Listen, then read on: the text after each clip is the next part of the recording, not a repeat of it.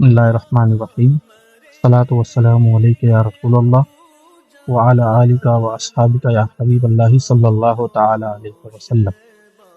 جنگ بدر کے حالات اختصار کے ساتھ، مرتل مولانا ابو مسرور محمد اسلم رضا مصباحی کٹیہاری صاحب۔ جنگ بدر مدینہ منورہ سے تقریباً 80 میل کے فاصلے پر ایک گاؤں کا نام ہے، جہاں زمانہ جاہلیت میں سالانہ میلہ لگتا تھا۔ یہاں ایک کنواں بھی تھا جس کے مالک کا نام بدر تھا۔ اسی کے نام پر اس جگہ کا نام بدر رکھ دیا گیا۔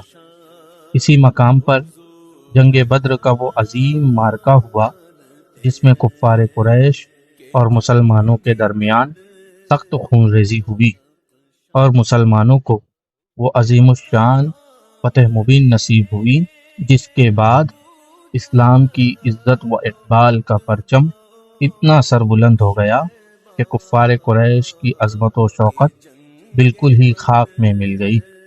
اللہ تعالیٰ نے جنگ بدر کے دن کا نام یوم الفرقان رکھا، اور قرآن کریم کی سورہ انفال میں تفصیل کے ساتھ اور دوسری صورتوں میں اجمالاً بار بار اس معرکہ کا ذکر فرمایا۔ مدینہ طیبہ سے روانگی۔ ہجرت سے 19 ماہ بعد رمضان المبارک کی 12 تاریخ تھی۔ حضور اکرم صلی اللہ تعالی علیہ وسلم اپنے جانثاروں کے ہمراہ مدینہ طیبہ سے روانہ ہوئے۔ اس لشکر میں حضور صلی اللہ تعالی علیہ وسلم کے ساتھ نہ زیادہ ہتھیار تھے، نہ فوجی راشن کی کوئی بڑی مقدار تھی۔ سواری کے لیے ایک گھوڑا اور 80 اونٹ تھے، باقی مجاہدین پاپیادہ تھے۔ مدینہ طیبہ سے 1 میل دور چل کر حضور صلی اللہ تعالی علیہ وسلم نے لشکر کا جائزہ لیا۔ جو لوگ کم عمر تھے ان کو واپس کر دینے کا حکم دیا۔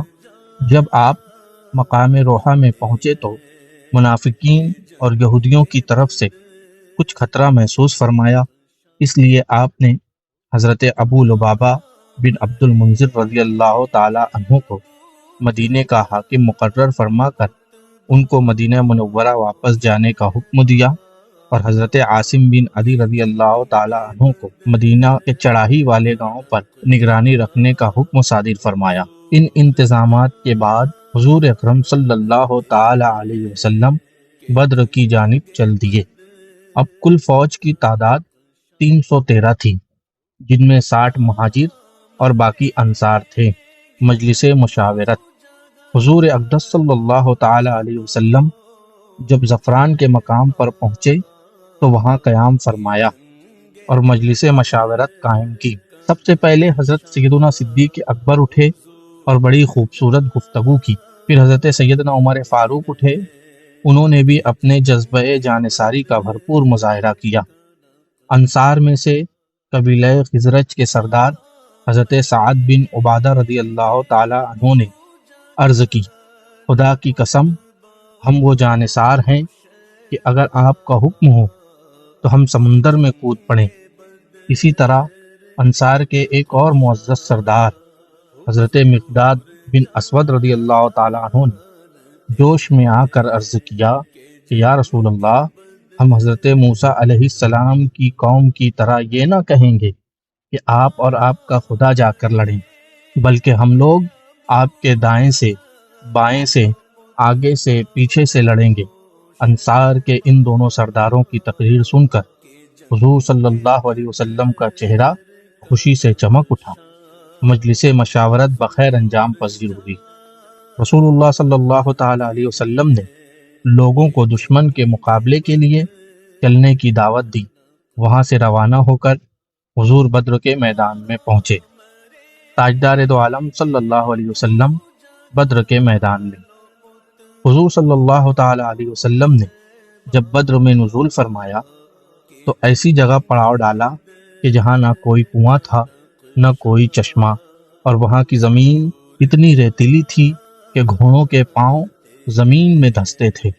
یہ دیکھ کر حضرت حباب بن منذر رضی اللہ تعالی عنہ نے عرض کیا کہ یا رسول اللہ، آپ نے پڑاؤ کے لیے جس جگہ کو منتخب فرمایا ہے یہ وحی کی روح سے ہے یا فوجی تدبیر ہے؟ آپ صلی اللہ علیہ وسلم نے فرمایا اس کے بارے میں کوئی وحی نہیں اتری ہے۔ حضرت حباب بن منذر رضی اللہ تعالی عنہ نے کہا کہ پھر میری رائے میں جنگی تدابیر کی روح سے بہتر یہ ہے کہ ہم کچھ آگے بڑھ کر پانی کے چشموں پر قبضہ کر لیں تاکہ کفار جن کنووں پر قابض ہیں وہ بیکار ہو جائیں، کیونکہ انہی چشموں سے ان کے کنووں میں پانی جاتا ہے۔ حضور صلی اللہ تعالی علیہ وسلم نے ان کی رائے کو پسند فرمایا اور اسی پر عمل کیا گیا۔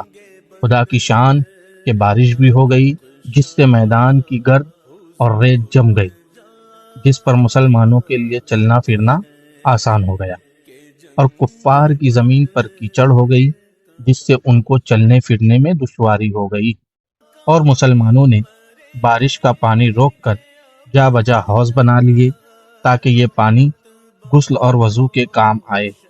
اسی احسان کو خداوند عالم نے قرآن میں اس طرح بیان فرمایا وَيُنَزِّلُ عَلَيْكُم مِّنَ السَّمَاءِ مَاءً لِّيُطَهِّرَكُم بِهِ، یعنی اور خدا نے آسمان سے پانی برسا دیا تاکہ وہ تم لوگوں کو پاک کر دے۔ سرکار کائنات صلی اللہ تعالی علیہ وسلم کی شب بیداری 17 رمضان المبارک سن 2 ہجری جمعہ کی رات تھی۔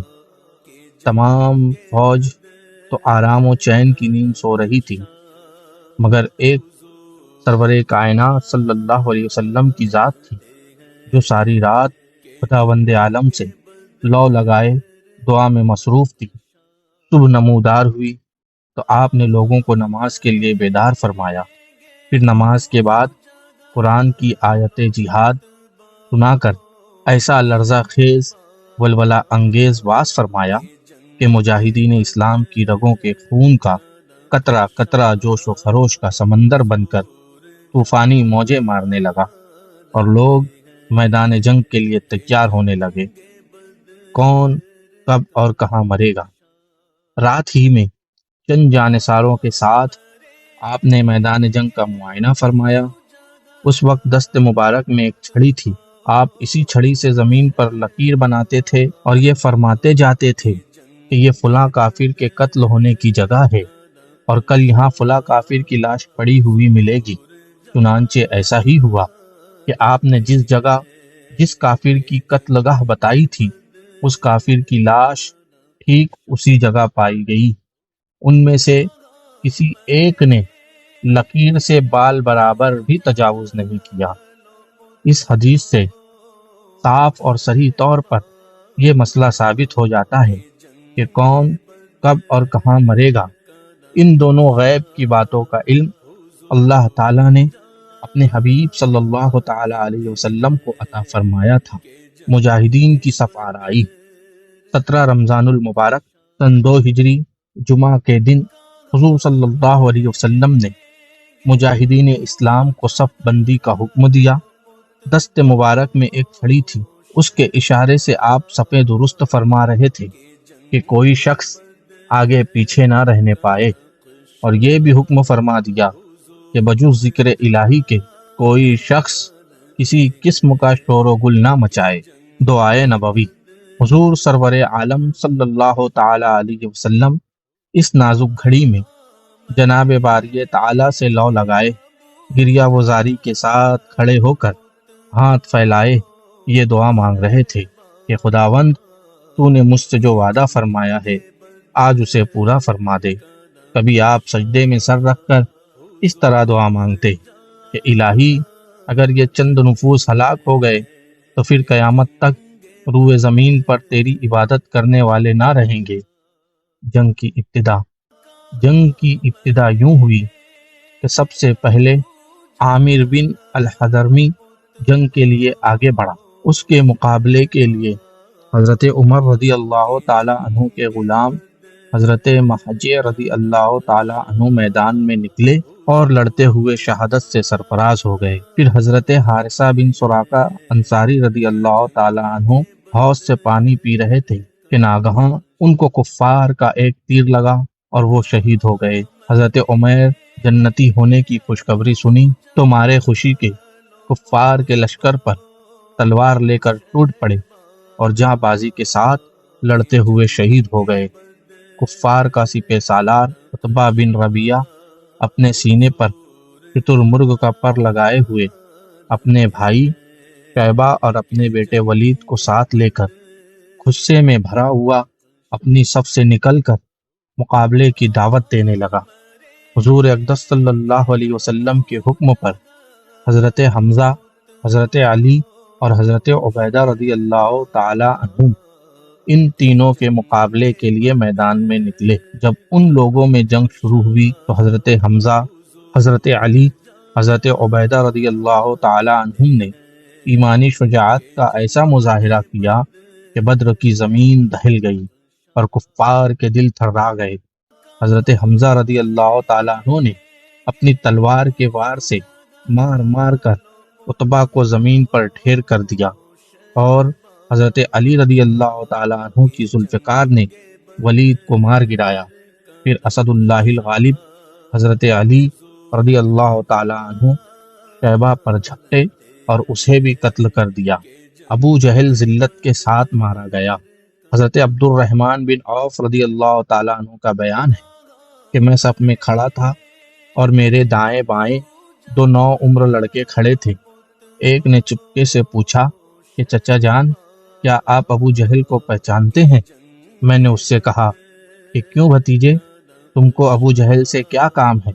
اس نے کہا چچا جان، میں نے خدا سے یہ عہد کیا ہے کہ میں ابو جہل کو جہاں دیکھ لوں گا یا تو اس کو قتل کر دوں گا یا خود لڑتا ہوا مارا جاؤں گا، کیونکہ وہ اللہ کے رسول کا بہت بڑا دشمن ہے۔ حضرت عبد الرحمن کہتے ہیں کہ میں حیرت سے اس نوجوان کا منہ تک رہا تھا کہ دوسرے نوجوان نے بھی مجھ سے یہی کہا۔ اتنے میں ابو جہل تلوار گھماتا ہوا سامنے آ گیا اور میں نے اشارے سے بتا دیا کہ ابو جہل یہی ہے۔ بس پھر کیا تھا، یہ دونوں لڑکے تلوار لے کر اس پر اس طرح جھپٹے جس طرح باز اپنے شکار پر جھپٹتا ہے۔ دونوں نے اپنی تلواروں سے مار مار کر ابو جہل کو زمین پر ڈھیر کر دیا۔ یہ دونوں لڑکے حضرت معوذ اور حضرت معاذ رضی اللہ تعالی عنہما تھے، جو افرا کے بیٹے تھے۔ حضرت عبداللہ بن مسعود رضی اللہ تعالی عنہ ابو جہل کے پاس سے گزرے۔ اس وقت ابو جہل میں کچھ زندگی کی رمق باقی تھی۔ حضرت عبداللہ بن مسعود رضی اللہ تعالی عنہ نے اس کی گردن کو اپنے پاؤں سے روند کر فرمایا کہ تو ہی ابو جہل ہے، بتا آج تجھے اللہ نے کیسا رسوا کیا۔ جنگ ختم ہونے کے بعد حضور اکرم صلی اللہ تعالی علیہ وسلم حضرت عبداللہ بن مسعود رضی اللہ تعالی عنہ کو ساتھ لے کر جب ابو جہل کی لاش کے پاس سے گزرے تو لاش کی طرف اشارہ کر کے فرمایا کہ ابو جہل اس زمانے کا فرعون ہے۔ پھر حضرت عبداللہ بن مسعود رضی اللہ تعالی عنہ نے ابو جہل کا سر کاٹ کر تاجدار دو عالم صلی اللہ تعالی علیہ وسلم کے قدموں پر ڈال دیا۔ فرشتوں کی فوج۔ جنگ بدر میں اللہ تعالیٰ نے مسلمانوں کی مدد کے لیے آسمان سے فرشتوں کا لشکر اتار دیا تھا۔ پہلے 1000 فرشتے آئے، پھر 3000 ہو گئے، اس کے بعد 5000 ہو گئے۔ جب خوب گھماسان کا رن پڑا تو فرشتے کسی کو نظر نہیں آتے تھے، مگر ان کی حرب و ضرب کے اثرات صاف نظر آتے تھے۔ بعض کافروں کی ناک اور منہ پر کوڑوں کی مار کا نشان پایا جاتا تھا، کہیں بغیر تلوار مارے سر کٹ کر گرتا نظر آتا تھا۔ یہ آسمان سے آنے والے فرشتوں کی فوج کے کارنامے تھے۔ کفار نے ہتھیار ڈال دیے۔ عتبہ، شیبہ، ابو جہل وغیرہ کفار قریش کے سرداروں کی ہلاکت سے کفار مکہ کی کمر ٹوٹ گئی اور ان کے پاؤں اکھڑ گئے اور وہ ہتھیار ڈال کر بھاگ کھڑے ہوئے، اور مسلمانوں نے ان لوگوں کو گرفتار کرنا شروع کر دیا۔ اس جنگ میں کفار کے 70 آدمی قتل اور 70 آدمی گرفتار ہوئے، باقی اپنا سامان چھوڑ کر فرار ہو گئے۔ اس جنگ میں کفار مکہ کو ایسی زبردست شکست ہوئی کہ ان کی اکثری طاقت ہی فنا ہو گئی۔ کفار قریش کے بڑے بڑے نامور سردار جو بہادری اور فن سپاہ گری میں یکتائے روزگار تھے، ایک ایک کر کے سب موت کے گھاٹ اتار دیے گئے۔ شہدائے بدر۔ جنگ بدر میں کل 14 مسلمان شہادت سے سرفراز ہوئے، جن میں سے 6 مہاجر اور 8 انصار تھے۔ ان شہدائے بدر میں سے 13 حضرات تو میدان بدر ہی میں مدفون ہوئے، مگر حضرت عبیدہ بن حارث رضی اللہ تعالی عنہ نے چونکہ بدر سے واپسی پر منزل صفرا میں وفات پائی، اس لیے ان کی قبر شریف منزل صفرا میں ہے۔